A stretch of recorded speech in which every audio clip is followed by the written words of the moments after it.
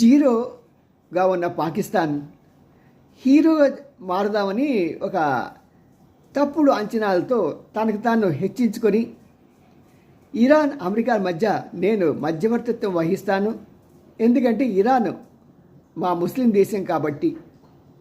పైకి మాత్రం ముస్లిం దేశం అంటూ ఉంటాడు, కానీ ఇరాన్ షియా తెగకి సంబంధించిన దేశం అయితే ఈ యొక్క పాకిస్తాన్ సున్నీ మతానికి చెందినవాళ్ళు.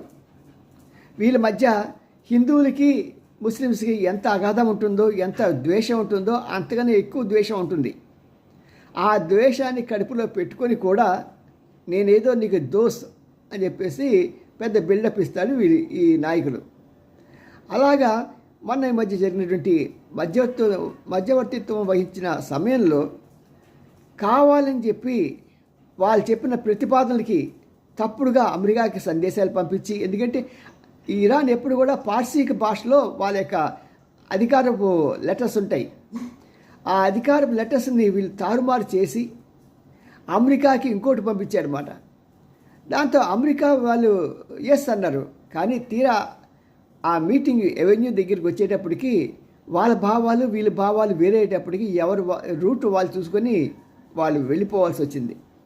తర్వాత వాళ్ళకి అర్థమైంది ఈ తప్పుకి, ఈ యొక్క పొరపాటుకి, ఈ మన అగ్రిమెంట్ ఫెయిల్ అవడానికి కారణం పాకిస్తానే అని. దాంతో ఒక పక్కేమో ఇరాన్ వీళ్ళని కుడికాలతో తంతే అమెరికా ఎడంకాలతో తన్ని చీపో అంది. అయినా సిగ్గులేని మునీరు మళ్ళీ వాళ్ళ కాళ్ళు పట్టుకొని నేను చేస్తా అన్నారు. అన్నా సరే ఇప్పుడు ఒప్పుకోవట్లా. ఇప్పుడు ఈ చర్య ద్వారా ఏమైందంటే ప్రపంచవ్యాప్తంగా వారికి ఉన్న పరువు ప్రతిష్టలు పోయి వీళ్ళు దిగజారిపోయారు, చాలా హీనంగా చూడబడుతున్నారు ఇలాంటి వాళ్ళ వీళ్ళు అని. ఇంతకీ దీనివల్ల ఆ దేశానికి లాభం ఏంటంటే ఎప్పుడైతే వీళ్ళ యొక్క మధ్యవర్తిత్వం వహిస్తానో అంటారో అప్పుడు ఏంటంటే వాళ్ళ దగ్గరికి వెళ్ళి ముష్టి తెచ్చుకోవచ్చు. వీళ్ళు అలాగే ముష్టి తెచ్చుకొని యూఏఈకి ఇవ్వాల్సిన $3 కోట్ల సౌదీ అరేబియా దగ్గర తెచ్చుకున్నాడు. ఆ సౌదీ అరేబియా దగ్గర తెచ్చుకున్న ఆ $3 కోట్ల యూఏఈ కట్టాడు.